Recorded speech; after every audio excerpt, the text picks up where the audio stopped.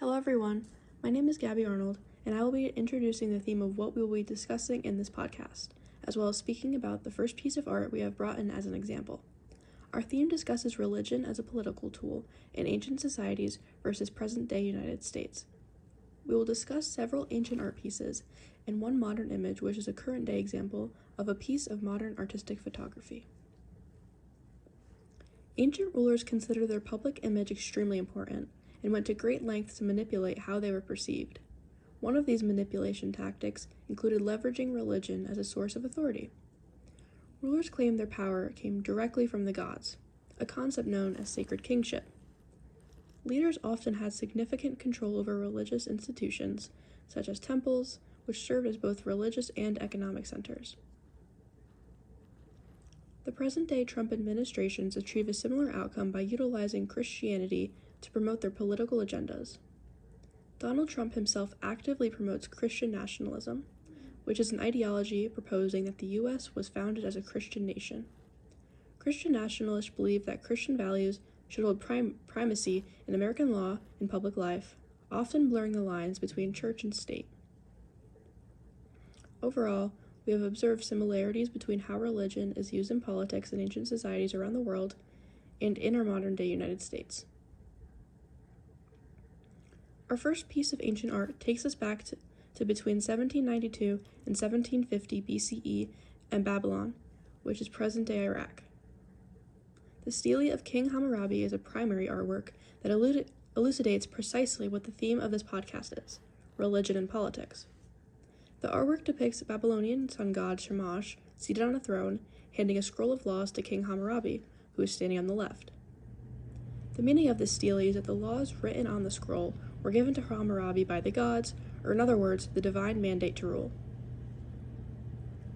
Hammurabi presented himself not as a god, which some later rulers in the region actually did, but as a pious ruler chosen by the gods to bring order and justice to the land.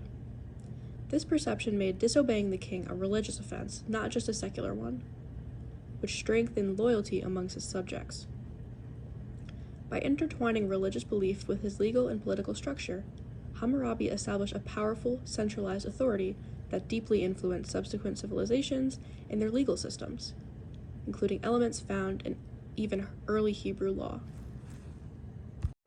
Hi, my name is Dana, and continuing pieces from Prima Porta, Italy, in the 1st century CE, the sculpture of Augustus depicts Rome's first emperor, Augustus, as a peacemaker and victorious leader who brought Pax Romana against Parthia. It serves as a significant piece of propaganda to enhance his image as a leader.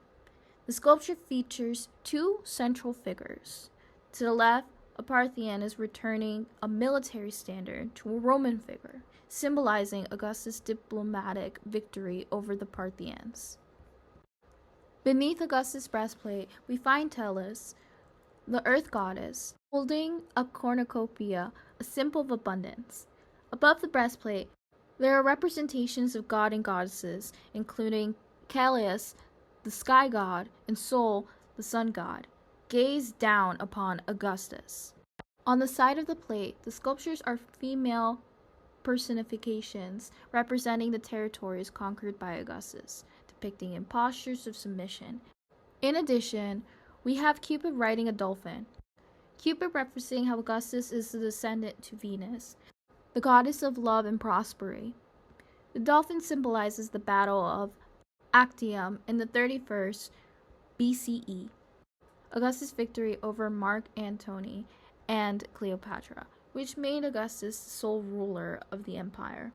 This piece not only demonstrates Augustus' victory for bringing peace to the Roman Empire, but also propagandized the military success under his control as a peacemaker through an idealized form enriched with symbolism, such as presenting powerful, well-known goddesses on his armor, including icons of divine figures to highlight his connection to gods, and symbols of vanquishment, such as women on the side of the breastplate and the Pantheon.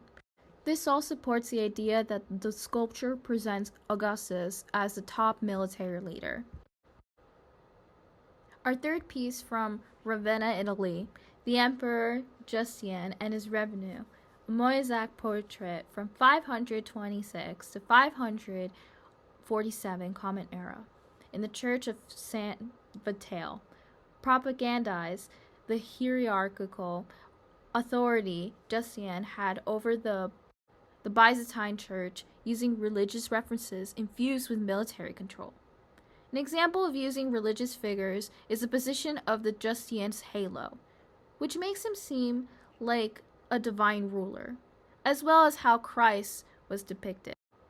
In addition, Bishop Maximianus of Ravenna is holding a cross, emphasizing the religious connection. The clergyman holding the gospel book and censer signifies the presence of Christ in that scene, which can imply the spread of the Byzantine religious beliefs to the Ravenna. Meanwhile, Justinian holding a bowl of bread for the Eucharist highlights the imperial power over the church, symbolizing himself as Christ's representative on earth. Lastly, the cheat and roast shield, which is known for the two letters in Greek to represent Christ. The shield's position the soldier holds implies military power, asserting control over the newly reconquered Ravenna alongside religious authority. This demonstrates that the authority Justinian had over the Byzantine Church and the control over the army was all in the name of Christ, as well as the conqueror of the Ravenna and asserting practices in which Christ would want.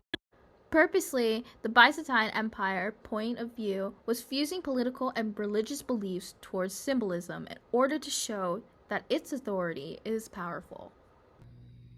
Hello, I'm Remy, and I will be introducing our modern-day connection to the previous artworks.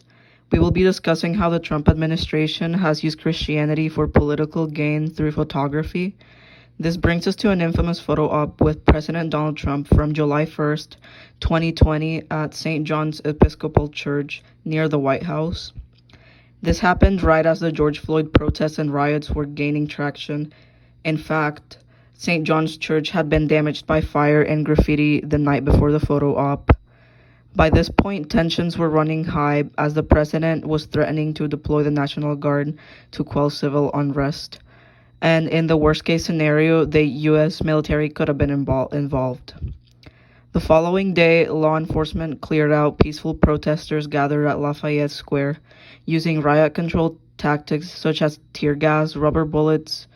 It is debated whether this was intentional or not, but clearing out the protesters allowed Trump and his officials to walk across Lafayette Square to the church for the sole purpose of the photo op. As for the photographs themselves, they mainly feature Trump showing a stern expression while holding up a Bible with his right hand. In some other photographs, his expression is slightly different, or he holds the Bible with both hands. He's also wearing a navy blue suit and a blue tie. Behind him is the sign of the church's parish house. It is slightly out of focus, but clear enough that the text remains legible. The parish house of the church is visible in some of the photos as well, and it's apparent that the building had been boarded up to deter break-ins as a result of the protests. In a few of the photos, members of the Trump administration are standing alongside him at the same location and dressed in similar attire. Among them were the press secretary, attorney general, defense secretary, and national security advisor for the administration. The photo shoot also appears to have relied mainly on natural light provided by the summer evening on which the photos were taken. I'm Penny, and I'll be further explaining the Trump photographs. The photographer chose soft natural light so the viewer feels as if they're experiencing the scene in real life. Most of the photos also use the rule of thirds in the composition to draw attention to Trump and the Bible first, and then the church sign. The photographer made sure to keep Trump the main focus, but also made sure that the church sign was still readable for viewers. The fact that Trump is wearing different shades of blues was also done on purpose. The navy blue suit could represent authority, trust, calm, and stability. The blue tie could represent approachability. Also, Trump has a very serious expression in all of the photos. This makes the photos feel both peaceful and authoritative at the same time. We concluded that the photographer wanted to portray Trump as a stern but reasonable and civilized president who endorses Christian values. They wanted to make sure Trump appeared as if he was on the right side of history during a very chaotic time in America. This was important because Trump had been threatening to use violent measures against the George Floyd protests, and many people began to argue that this was against freedom of speech. It is possible that Trump wanted to justify those threats and his intentions to deploy the National Guard by showing himself as with a Christian symbol like the Bible. They were trying to communicate that Trump stood with Christian values and that what he was doing was for peace and stability. However, this attempt wasn't effective as they hoped and was not received well by the media nor the Christian religious leaders in the area. With this, we conclude our discussion of how religion can be used as a political tool throughout history. Thank you.